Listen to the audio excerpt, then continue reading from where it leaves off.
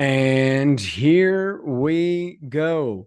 Episode 137 of the PatteFacts streaming on Apple Podcasts, Spotify, and wherever you get your podcasts from.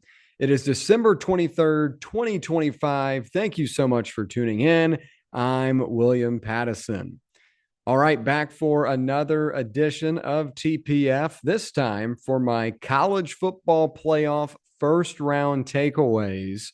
And we've got four games to cover, two of which were a little bit closer than the other, but we'll have takeaways and storylines from all of them. And I'll wrap it up with a final, larger takeaway of how I plan to fix the college football playoff. So we'll talk about that a little bit later on. I do want to say, as it is December 23rd, Merry Christmas to all. Happy holidays to all, whatever you celebrate. A great time of year as we wrap up the 2025 calendar year. And sincerely, thank you for listening. Thank you for supporting. Hope you guys have a Merry Christmas and a happy holiday and a Happy New Year, as I don't think I'm going to be able to get another one out until after the new year. Maybe get one right out before the college football playoff quarterfinals kick off. But if I don't see you guys again, speak to you guys again, happy holidays, Merry Christmas, Happy New Year. What a great second half of 2025 that we have had, and I appreciate all the support. Make sure to follow at the PatteFacts on Instagram, at the PatteFacts on Twitter, at TPFacts on Sports on TikTok, and at the PatteFacts on YouTube. And if you're watching this on YouTube, make sure to like and subscribe, support the channel. And if you're listening to this on a podcast network, click that bell up at the top right. Make sure you never miss an episode. So much great stuff going down right now.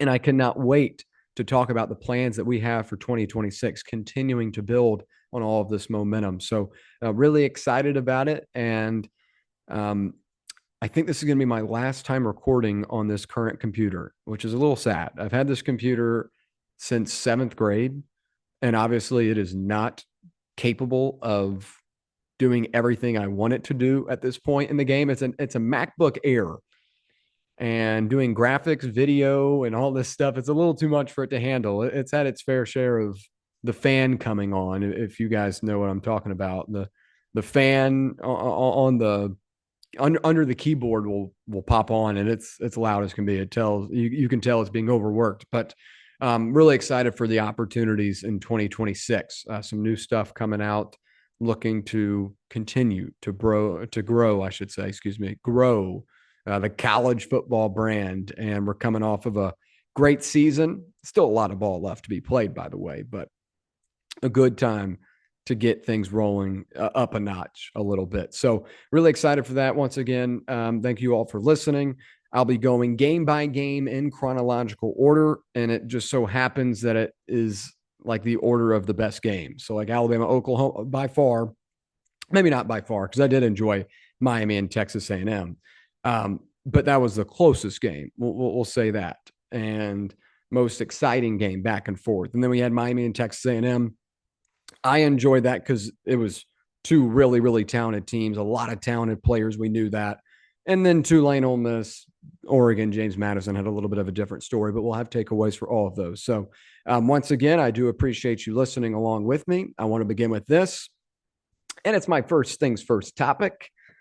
Number 9, Alabama takes down number 8, Oklahoma, 34-24 on Friday night. And heading into this one, the pregame storylines were that this was one of two first-round rematches. The previous meeting, Oklahoma upset Alabama 23-21 in Tuscaloosa on November 15th. And that was a game that I remember vividly. That was a game that I had a pretty sharp side of Oklahoma on. I had Oklahoma on the 5.5, had them on the money line. I looked at that game as Alabama continued to regress offensively. I liked what I had seen from Oklahoma's defense and felt like that was the right spot. It ended up being that. And heading into this one, Oklahoma's defense versus an Alabama sputtering offense. It was kind of the same deal as when they matched up in November. But this time, Alabama was coming off of one of their worst offensive performances of the season.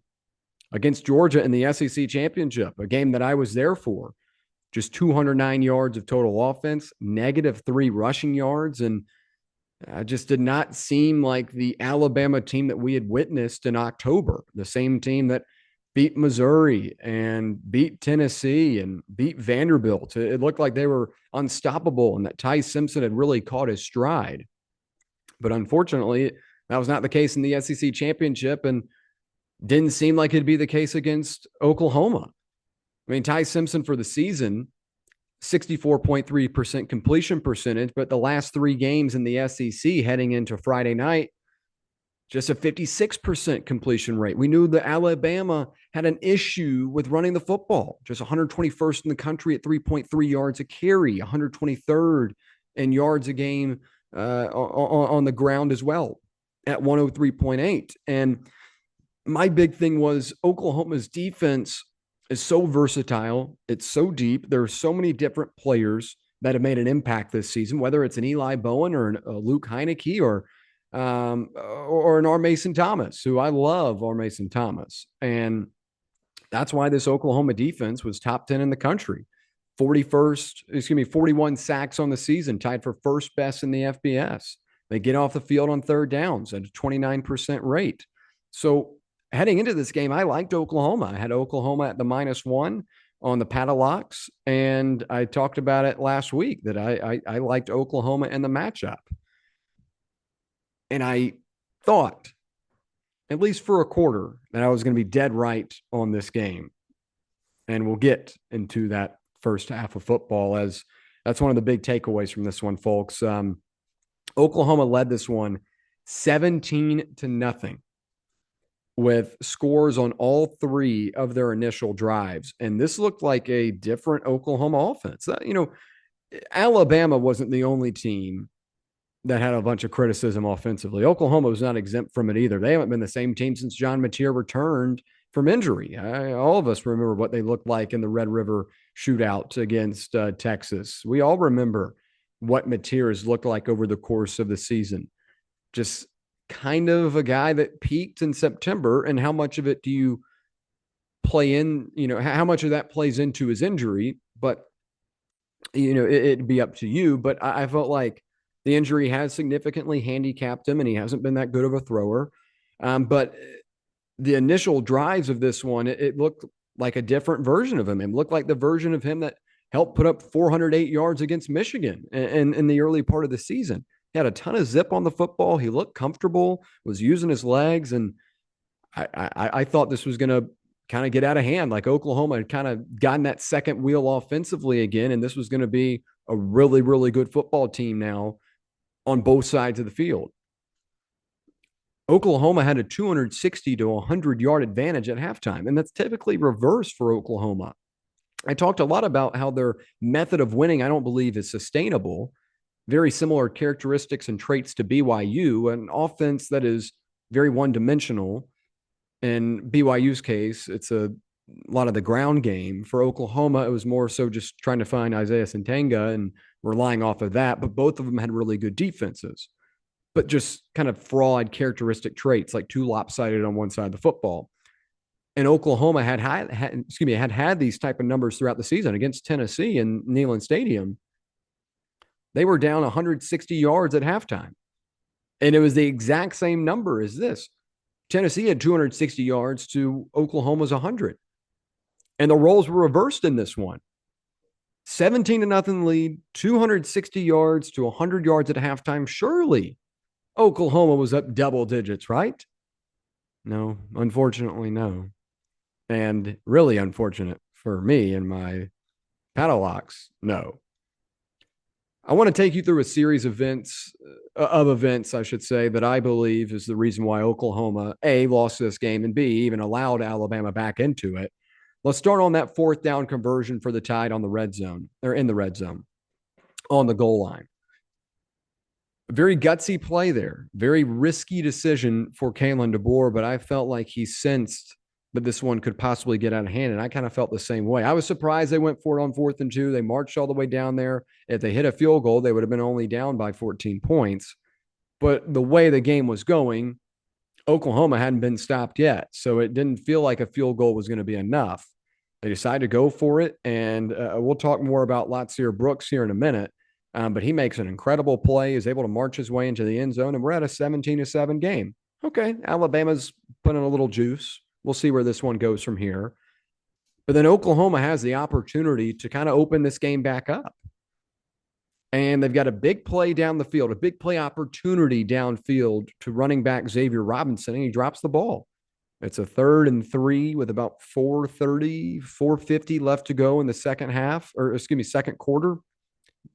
And Mateer has the opportunity to run the ball, but he decides to zip it down the field. And I didn't think it was a bad decision. Like, obviously, hindsight's 2020, and I hate when people like look back on a play and be like, well, since he did that, now that's why this happened. Like, he could have run it, yeah, and that probably would have been a little bit of a smarter play, but he gets it down the field accurately and on time, and it hit your receiver's hands. In this case, the running back's hands. It should have been completed. But Xavier Robinson drops it, and that was not the only thing that was dropped in that, ensuing 2-play possession, because right after that, Oklahoma's punter drops the football. Alabama pounces on it. They get an opportunity. They cut it to a 7-point game. It's 17-10 at the time. And you've just kind of given them some life. But Oklahoma also has the opportunity now to go back down the field, get a field goal, take it in a halftime with a double-digit lead. But no. John Mateer turns back into the John Mateer that we had kind of feared heading into this one, or Oklahoma fans had maybe thought was over. He again, he had a ton of zip. He looked healthy. That's the best he's looked since his return from injury.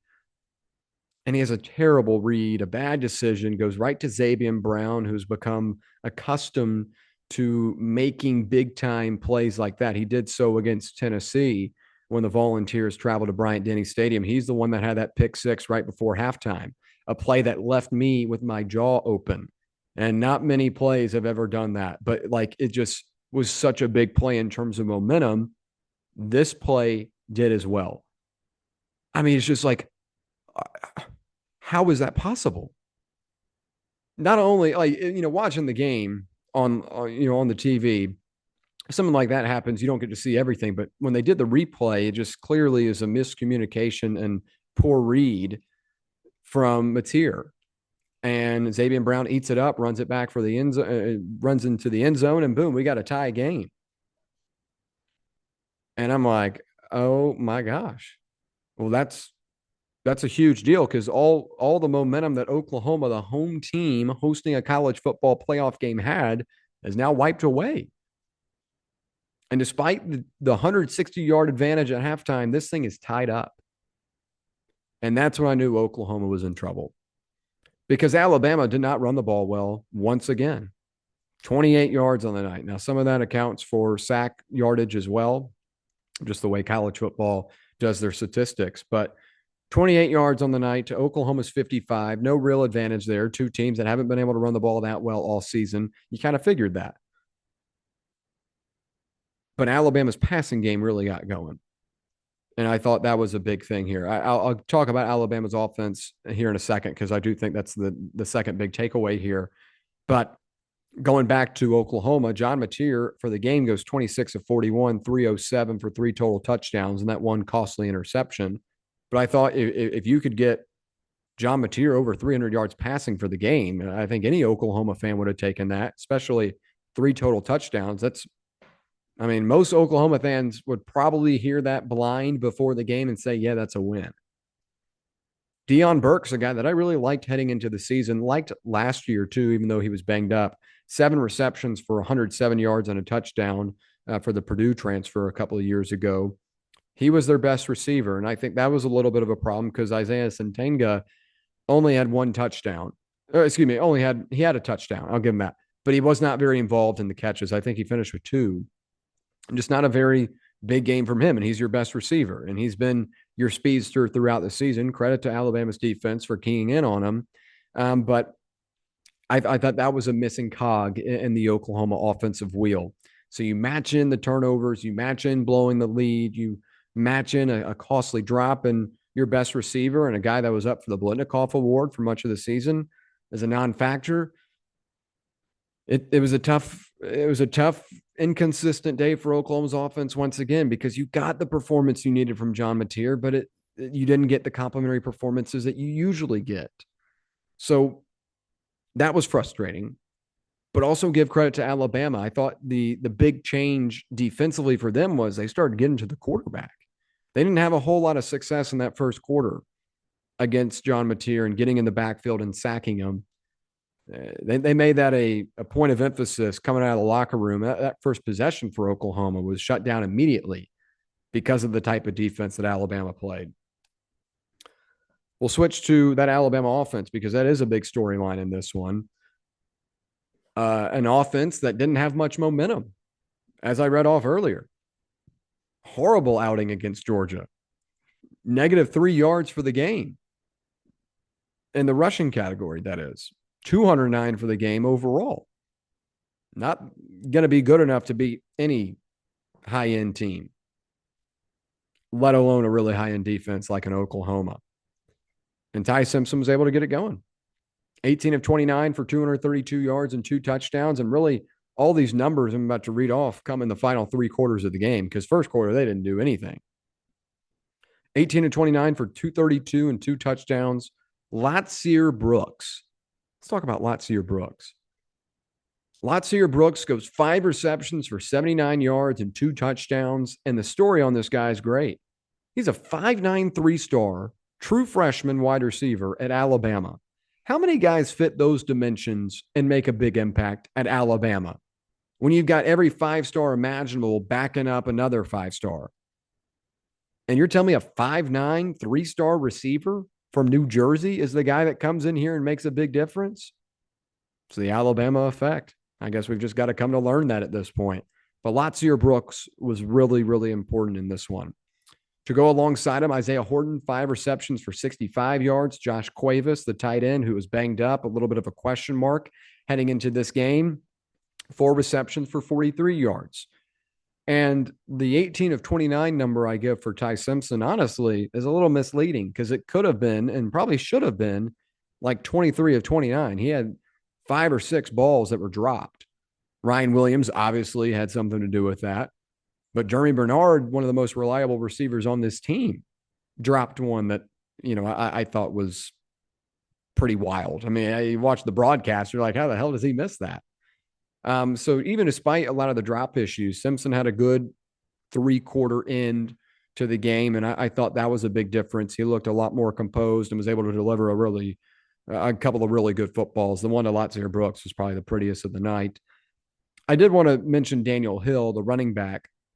9 carries for 43 yards and a touchdown.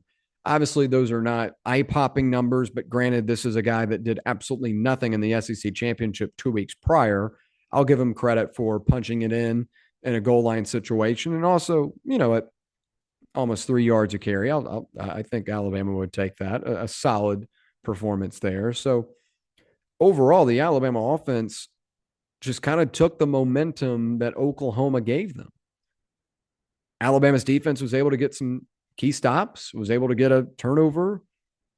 Oklahoma's offense sputtered, and they had the opportunity for the kill shot, but they couldn't do it. And Alabama took that momentum and used it for themselves. And that was one of their stronger, at least incrementally, one of their stronger performances in the type of situation than they've had in the last couple of weeks. They didn't do that against like an Auburn. Like an Auburn, it was up and down the whole game. Alabama to put up 34 points against that defense in that type of environment after scoring 0 points in the first quarter, I thought was pretty impressive. Final thing from this game, something that I thought was going to be really key, and I was really wrong about, special teams. Well, they were special and they were big. I guess I was right on that part. But Oklahoma had a significant advantage coming into this game, and it was a huge disadvantage for them. I said last week, in a close game, special teams can make a difference.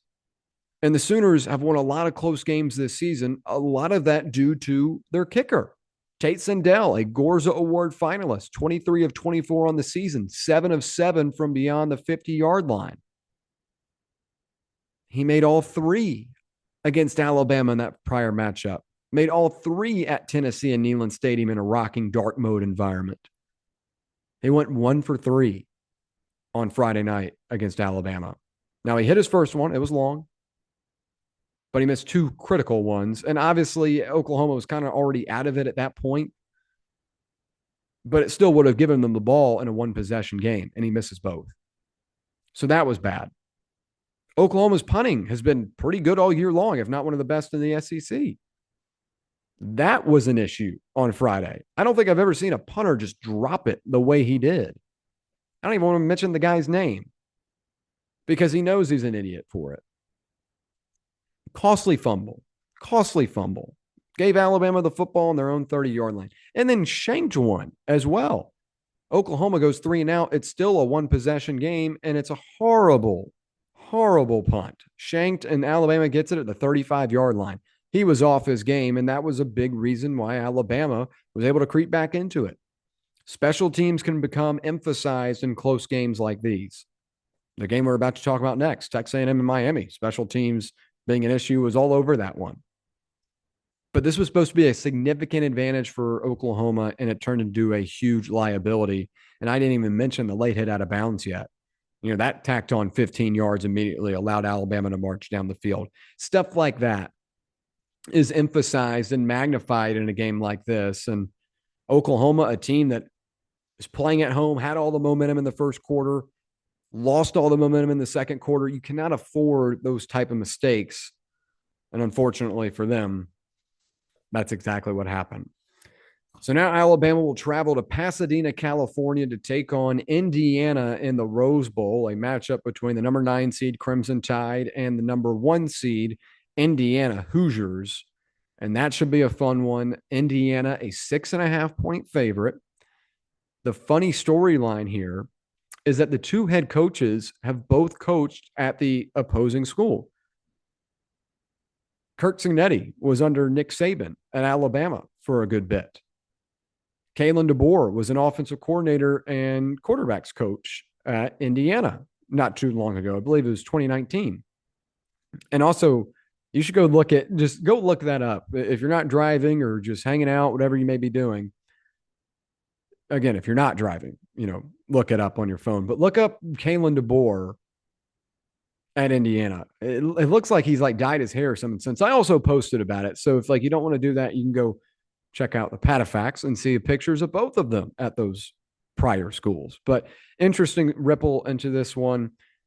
Another thing is that all of the bye teams last year lost. All the bye teams lost in that matchup, their first matchup of last year's playoff. That's Oregon. That was Arizona State, Boise State, and Georgia. All those teams lost. So I'm interested to see if that trend continues this year. But I will say I like Indiana early in this one. I think the number at 6.5 is the best number out of any of these games. I think it's the most correct number. And this is not going to be John Mateer that Alabama's going up against. This is Fernando Mendoza, a Heisman Pro-style quarterback. I don't like that matchup for Bama. Indiana's defense is really good too. If you don't watch college football closely, I know everyone knows about Fernando Mendoza, but I know not many people have watched Indiana with a ton of intent. And maybe that Big Ten championship game finally put some people on. But Indiana's got a really good defense too, and they've got plenty of NFL talent on that side of the ball. So I think that's a tough matchup for Alabama. Obviously, they're going to be the underdog, but I like Kirk Cignetti and company early to win and cover. But obviously, we've got a little bit of ways to go until that one. We'll switch over to number 10, Miami, escaping number 7, Texas A&M, 10-3 in College Station. And heading into this, I knew this game was going to be fun. I said this was going to be the best game of the weekend. And while I might not have been dead on that, I still think I love these kind of back and forth grudge matches games because the level of error and the margin for error, I should say, is so slim. You can't make mistakes. And there were a fair share of mistakes in this one. And the win played a factor into it as well. But I love this stuff. It was like a chess match. Who's going to make the next big play, right? And I think you had to expect that because you had 2 units that were star-powered and, very balanced offensively and defensively in terms of their production. A&M is the only team in the country to win 3 road games against teams that were ranked at the time. And it's the only SEC team in the SEC to rank in the top 20 in offense and defense. You've got Casey Concepcion, a guy that's had over 1,400 all-purpose yards this season. Marcel Reed has continued to evolve into a strong quarterback. Mario Craver, transfer from Mississippi State, another guy I really like. Le'Veon Moss comes back for this matchup. That was another big wrinkle. He hadn't been seen since the Florida game back on October 15th. So you add that into the mix as well. You have a Lombardi Award finalist in Cassius Howell on the defensive side of the ball. There was a ton of, talk heading up to the game. We'll just call it that. A lot of talk between the A&M defensive line, the Miami offensive line, the Texas A&M offensive line versus the Miami defensive line. There were so many stars on both sides of the ball there, with like a Trezun the third for A&M and Ruben Bain and Akeem Mazador on the other side, and then Cassius Howell versus a Francis Magoa. There's so many great players in this game. I knew this was going to be a good one. And, I haven't even mentioned all the guys for Miami yet, like a Malachi Toney, a guy that should be attending a high school prom here soon, is instead playing for the Hurricanes and now is going to be a big part of their college football playoff quest. But between these two balanced teams, I think it was the most unsullied hero that stood up. And I say unsullied hero because if you watched Miami this year, they've had a solid run game, but it hasn't been consistent. And I think that was one of the things that Miami was a little bit worried about heading into the postseason, because if Carson Beck is on, Carson Beck is on, and he's really good. I read those numbers off last week. I think I still got them in front of me here. And the 2 losses, 2 touchdowns, 6 interceptions, and their 10 wins, I should say, 23 touchdowns, 4 interceptions. When Carson Beck is good, the team is good. When Carson is bad, the team doesn't have a chance. And they've got a really talented array of weapons, like a CJ Daniels, a Malachi Toney, a Keelan Marion. I was really excited about heading into the season, even though he hasn't been as big of a deal. But it was Mark Fletcher who was the difference maker. In a battle of 2 evenly matched teams, something had to give, and it was the Aggies' inability to stop the run. Mark Fletcher goes 17 carries for 172 yards and 10.1 yards a carry. Now, Miami offensive coordinator Shannon Dawson would have faced a lot of shellac if they had lost this game. I thought he'd try to get too over his skis. He was trying to be too creative. It was either too conservative, too predictable, or like, why are they running that? Like, there wasn't a good balance in between those. And fans had complained that he was running the ball up the middle too much in the prior weeks and the losses, like where you got a bad version of a Carson Beck. And at times Saturday, it felt like Dawson was trying a little too hard to be creative, like trying a little too hard to do something funky or throw off the Texas A&M defense. Like, you had one moment where it was like Carson Beck and Malachi Toney in the backfield. Toney took the snap, handed it to Beck, and Beck tried to get it down the field. Like, I get what he's trying to do, like throw off a really talented Texas A&M defense, but a guy was going for 10 yards a carry. That's a first down every time. Give that guy the ball. And Miami still kind of refused to do so throughout the game.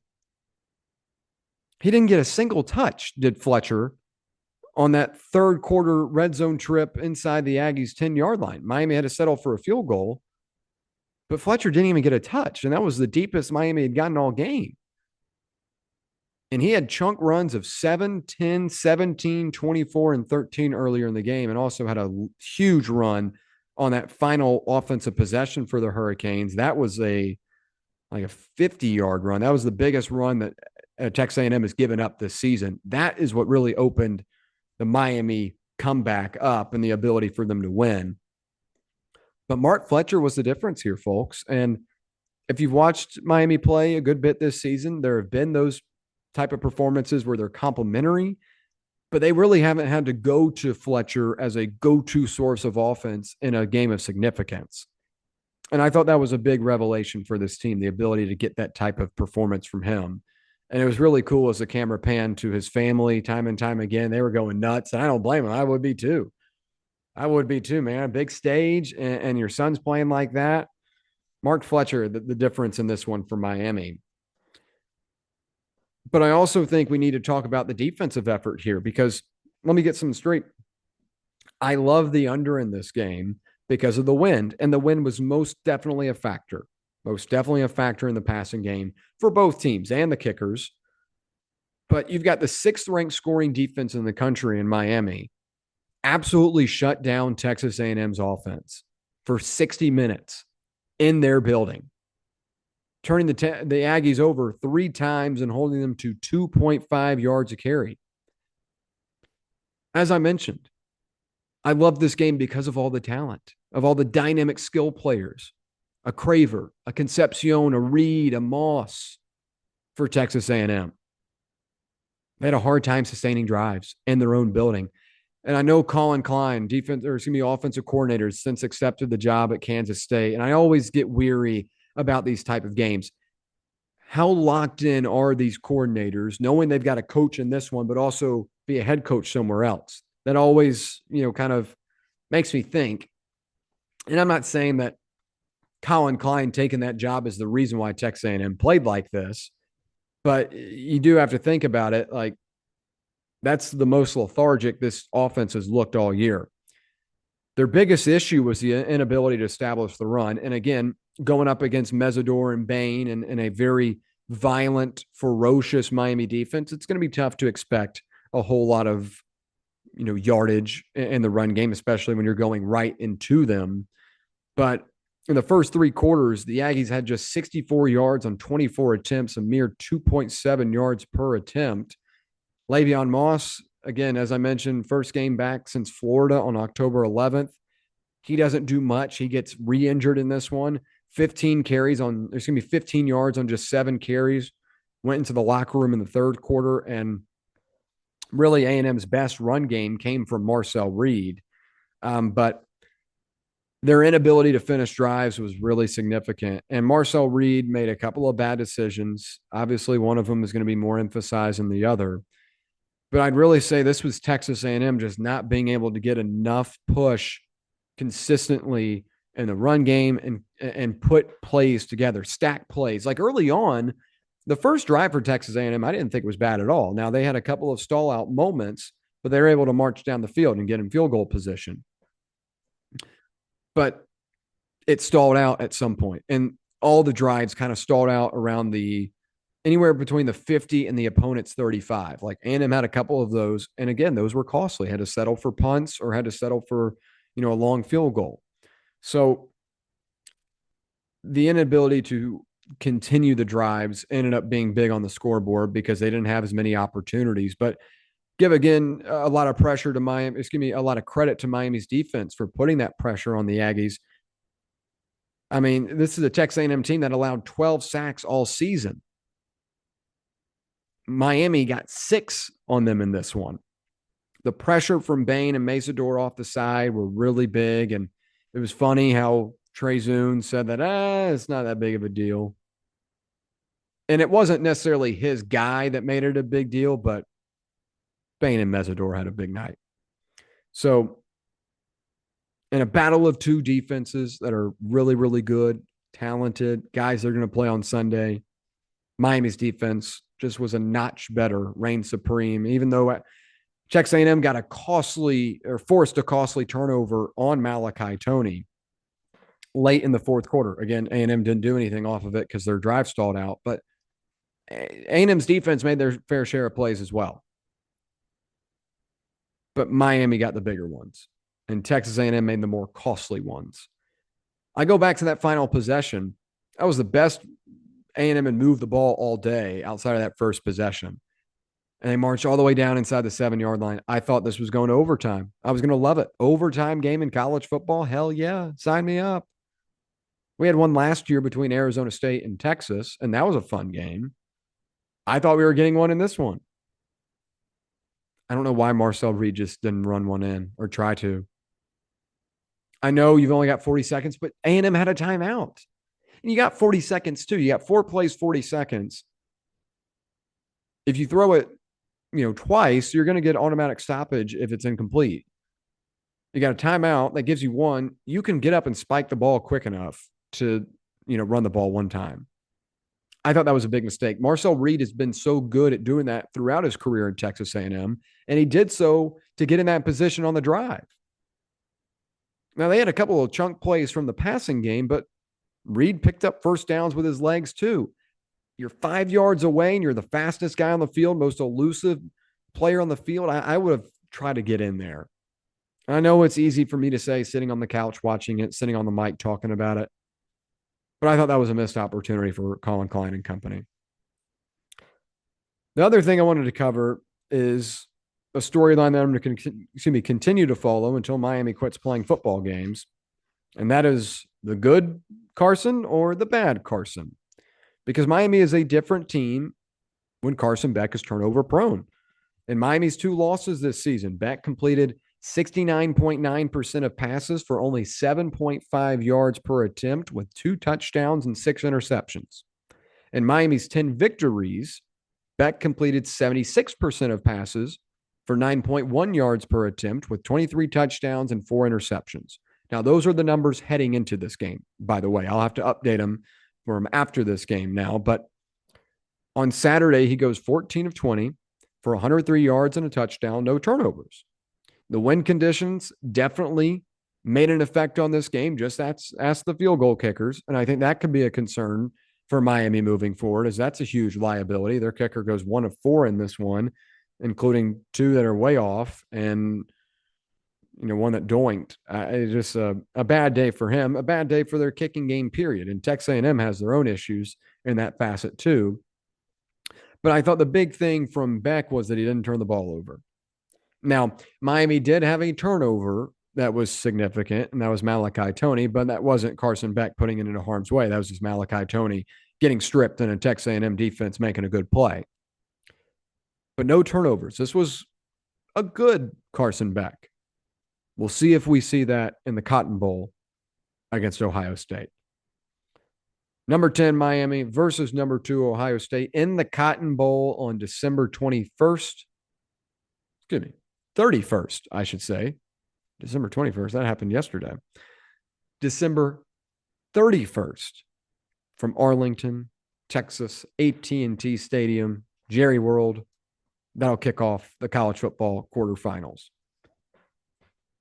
All right, we'll switch over to number 6, Ole Miss, and number 11, Tulane, as the Rebels have no issues with the Green Wave winning 41-10, as number 6, Ole Miss knocked off Tulane in the first round of the college football playoff at Vaught-Hemingway Stadium on Saturday afternoon, marking the beginning of a new chapter in Ole Miss football history, and that's the Pete Golding era. The Pete Fleet marched in to the Vaught. And the storylines heading into this one, obviously, a lot of them had some ties to Lane Kiffin, but it's the second of 2 rematches in the first round, as we saw Tulane lose to Ole Miss 45-10 in early September, in which the Green Wave did not score a touchdown until the final minutes of the game and allowed 548 yards of total offense to the Rebels. But there was no Lane Kiffin in this matchup. What would there be any change there? Because the Rebels averaged 37 points and 498 yards of total offense this season under Kiffin, and it had remained to be seen if they could operate the same way. But I'd say no Kiffin, no problem for Ole Miss. 3 plays and 59 seconds into the game, Ole Miss was on the board.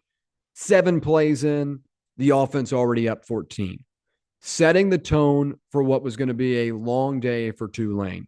Now, give the Green Wave credit. They tightened up a little bit. They got better with their tackling angles, but the offense was good for Ole Miss. Very good. Gained 497 yards, 41 points, prone to a couple of stretches where you had some flameouts. Obviously had a costly turnover in the red zone as well.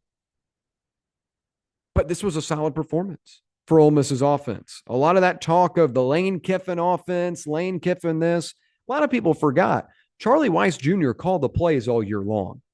I know it's Lane Kiffin's offense, but Charlie Weiss was the play caller all year long. Joe Judge still on the sideline. He's the guy doing the stuff. Now, Lane Kiffin can, jump up and down and say, hey, this is where to go with it, like he did against Georgia.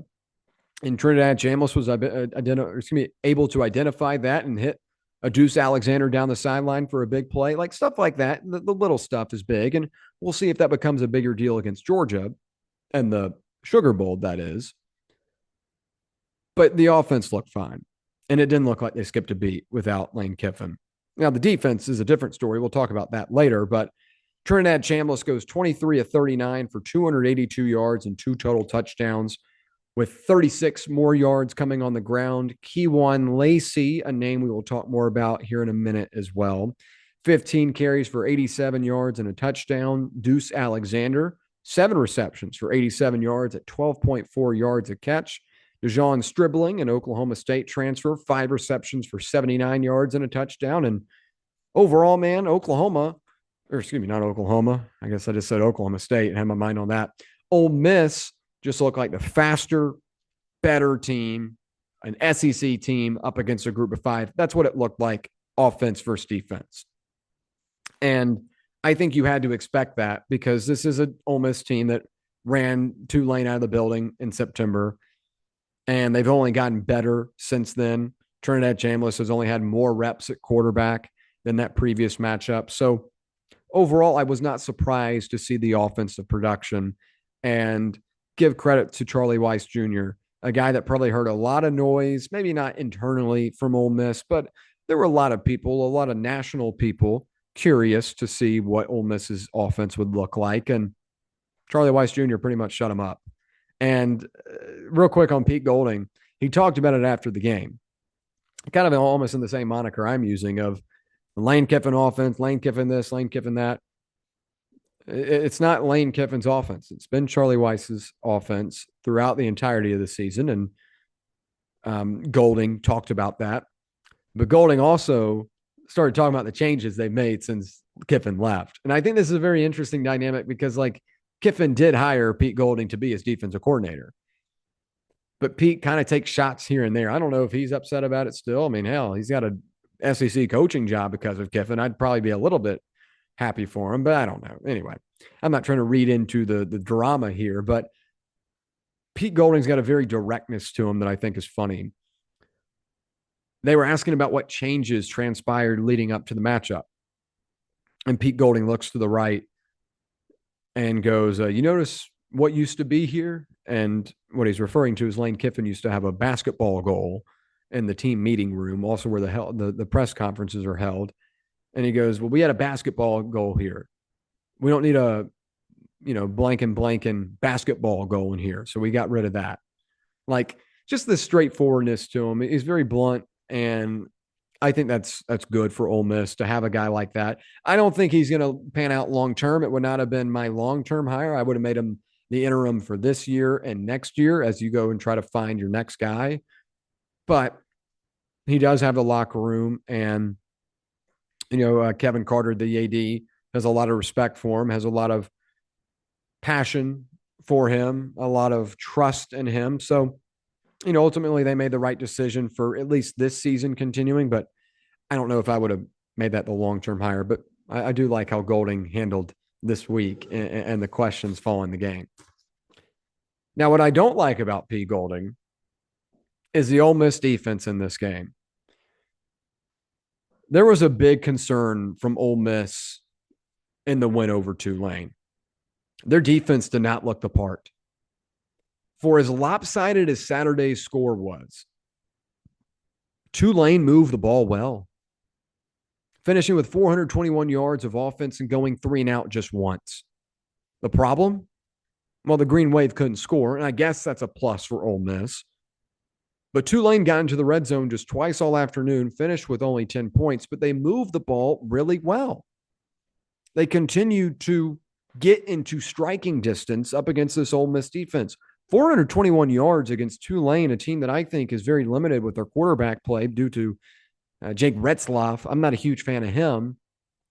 And I know Tulane's got a couple of talented players like a Preston, who was a former 5-star recruit to Alabama that transferred to Tulane. He had a really big catch in this game, looked the part. But Ole Miss's defense did not look the part. And I think that's a big concern heading in to that Georgia matchup. Pete Golding, the defensive coordinator, is the new head coach. Why was the defense such an issue at times? And I know if you just look at the box score and look at the number, 10 points, they must have had a really big defensive night. I disagree. I thought Tulane had too much consistency with their offense, at least in getting in position to score. They had some self-inflicted wounds. They fumbled a couple of times. Ole Miss was able to pick those up. But I thought they moved the ball methodically time and time again. I felt like Tulane got in their own way and not putting up more points here. Now, I talked about it last week. Ole Miss has not done a great job this season causing turnovers. They don't do a great job getting in the backfield for tackles for loss and sacks, but they did have 3 turnovers here. Green Wave had 2 fumbles, both of which the Rebels recovered, finished with 3 on the night, so just Ole Miss's 1. Retzloff goes 20 of 35 for 306 yards with 1 touchdown and 1 pick, a marked improvement from the 56 yards that he had in the regular season loss to Ole Miss, but still, it was not enough, as Ole Miss is just the more talented team and put up a boatload of points. And they didn't allow Tulane to tack more points on the board. But again, for the season, this has not been a Rebels defense that I would, take to the, take it to the award show. I wouldn't take it to the award show. We'll say that. They're good, but not great. Like last year's defense, I liked a little bit more. They had some other guys that could fly the ball a little bit better. And I do like players on this team, like a Sertain Perkins and a Princeell Umanlian or Umanlielen, whatever you want to call it. I've always said Umanlian, but whatever. But they're going to need to be more disruptive the rest of the playoffs. They're going to have to be more disruptive against Georgia. They're going to have to be more disruptive if they want to, win games outright and not have, many doubts. I thought this was a big concern for Ole Miss. We'll see if it plays into a bigger factor moving on, but I thought Tulane moved the ball with too much efficiency and too easily to get into the 30-yard line area and march, close to the red zone. They had a lot of drives stall out because of themselves, self-inflicted wounds. I know they only put up 10 points, but I have a little bit of a concern about Ole Miss's defense. Finally, another major concern here. Ole Miss may have a key injury to watch for heading into that Sugar Bowl matchup, as star running back Kewan Lacey was injured late in the first half and went into halftime favoring his shoulder. They were asking him if they wanted to put a harness or a collar on his shoulder. He decided not to, and he goes back out in the second half and gets a little bit of action. I'm trying to find the number right away. 5 times for 20 yards in that second half, but he went back out due to re-aggravating it. Golding said after the game, quote, "He banged up his shoulder. We'll address it from here going forward, but he went back in the game and is a bruised shoulder." Now, this is big because Kewan Lacey was the SEC's second leading rusher this season and gives Ole Miss's offense a completely different second wheel than any of the other guys like Diggs offer. I mean, this is a guy that helped Ole Miss put up 498.1 yards nationally this season in offense per game. And before Saturday, he averaged 21 and a half carries for 106.58 rushing yards a night, and recently became the first Ole Miss Doak Walker Award winner finalist. An incredible player, a huge part of this Ole Miss offense. A big reason why Lane Kiffin is probably going to poach him out of Oxford and take him with him to Baton Rouge. That type of player. But you got until January 1st to figure out if he's good to go. And if he got injured and tried to come back in and looked re-injured, I don't know if that's going to be 100%. Obviously, he's going to play. They'll probably stick some horse tranquilizers in him and he'll get ready to go. But that's something to watch for, because if he's out, This becomes not as dynamic of an offense as they have had throughout the season. And they need that. All hands on deck against the Georgia defense that has slowly started to figure things out and also set a full month of preparation for Ole Miss, because it's not like Georgia thought they were going to play Tulane. Let's be real. So Ole Miss versus Georgia, a rematch of a matchup earlier in the season in the Sugar Bowl on January 1st. Should be a good one. Battle between two really good SEC teams. That'll be a fun one. All right, we'll wrap it up with number 5, Oregon hops on number 12, JMU early, but lets up. And this one goes final 51-34, which was very significant to some, including me.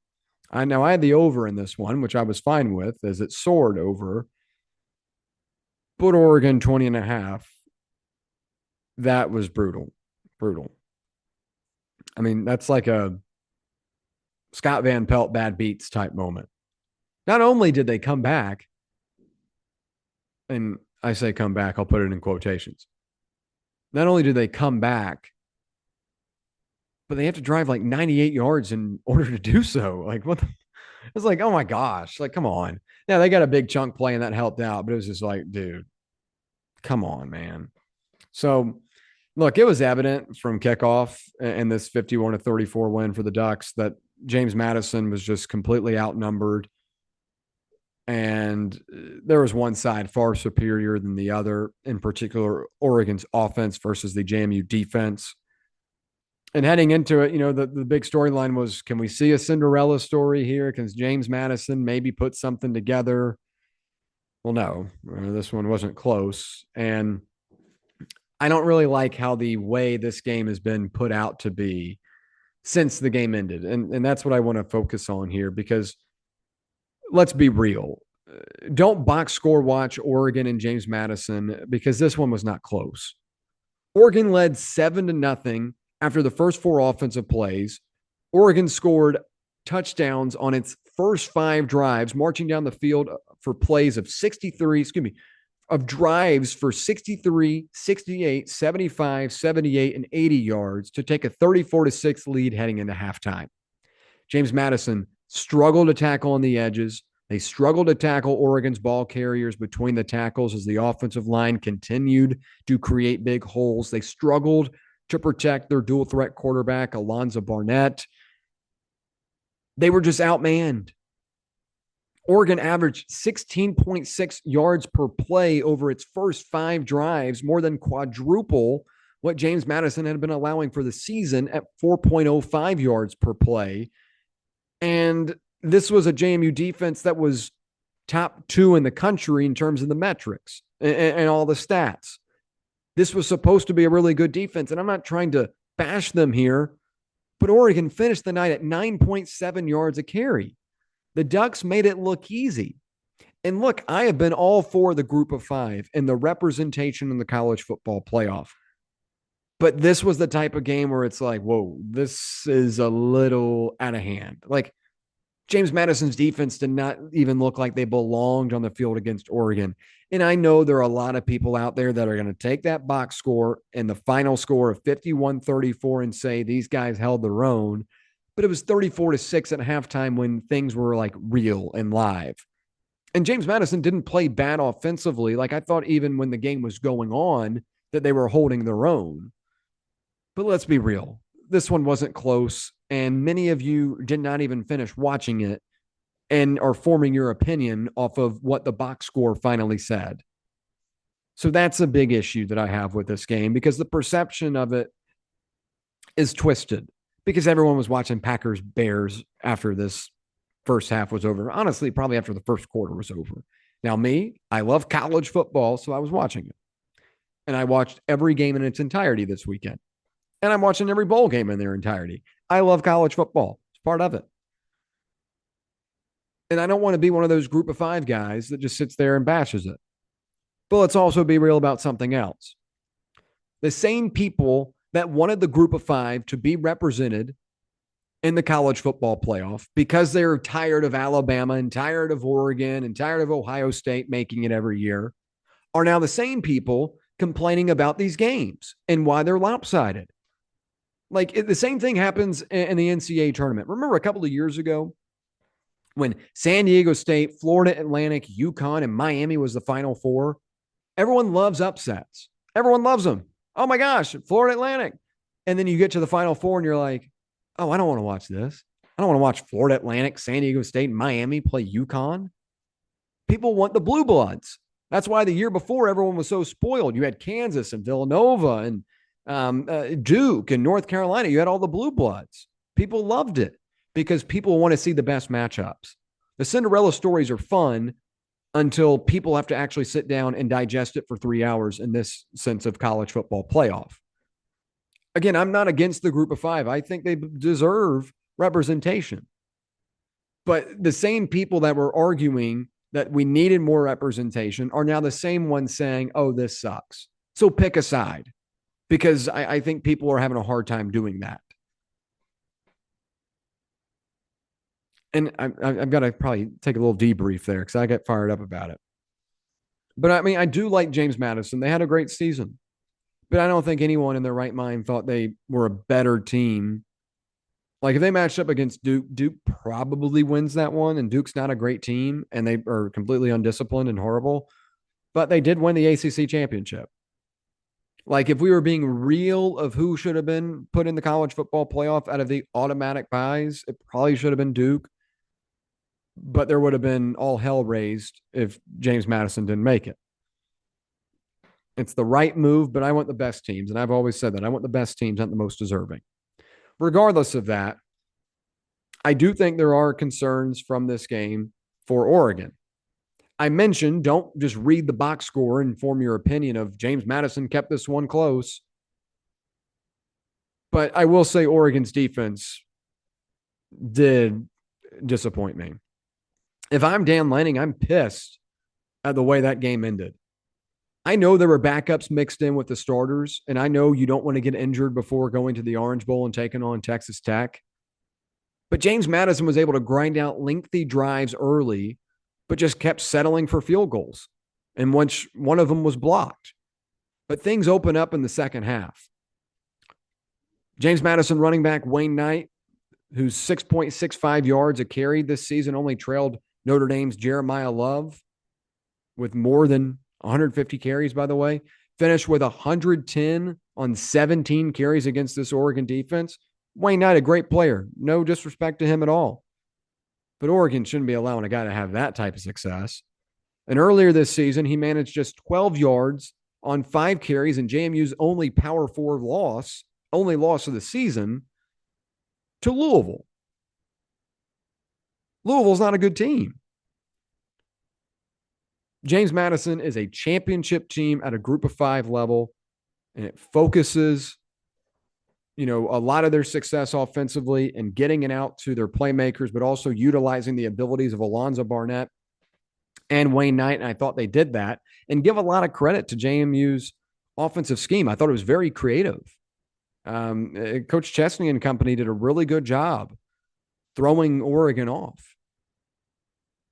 But a lot of that production was in the second half. But again, perception is going to come back to bite you. And the perception of the national eye in this game is that Oregon allowed 34 points to James Madison after being up 34-3 at halftime. This is an Oregon defense that is top tier, one of the best in the country. Dan Lanning ought to be pissed. And the locker room was. Malik Benson talked about it after the game, saying it was like a loss, as it should be. Because Texas Tech, they're not playing around. They got a ton of guys that can make plays. Wide receiver, tight end, running back, veteran quarterback, the defense. Let's not even get started with that. The defense is a different level good. But I'm Dan Lanning. I'm pissed watching the way my defense performed to end that game. Give James Madison credit. They fought. They put up points. They made it look easy. Or maybe not easy. They made it look more convincing, I should say. That's the most points Oregon has allowed this season. James Madison. I think it was a level of attention to detail. You're up big. You think you're just going to cruise. You kind of lose a little bit of juice. I get it. But not a lot of people are going to get that. And those type of people are the ones that are going to sit there online and say James Madison kept it close. And that's now what you got to deal with.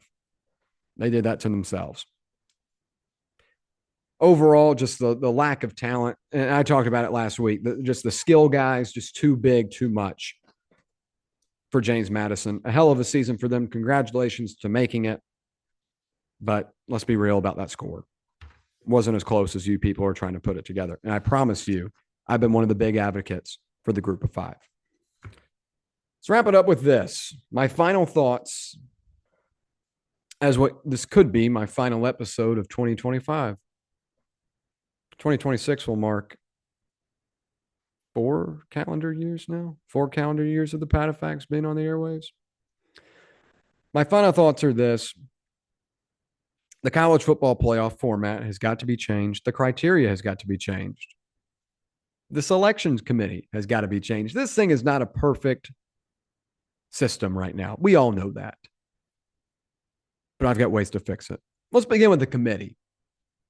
The committee, I think, needs to go away. We're in 2025, about to be in 2026, folks. AI is everywhere. Electronics are bigger than ever. We've got robots being built. We don't need human error in our college football selection committee when a computer can do it much easier. The BCS, everyone complained about because it was computers. Why are we getting mad at computers? Computers are much smarter than any of us. There's a reason why you do your homework. You ask ChatGPT what to do or to do it for you. Why are we asking 60-year-old Bob, who played college football in 1963, that's drinking a Blue Moon and nachos on Saturday, watching a playoff game, dictate who plays in the college football playoff? No disrespect to them. They've probably got a lot more credentials than I do, but I don't care.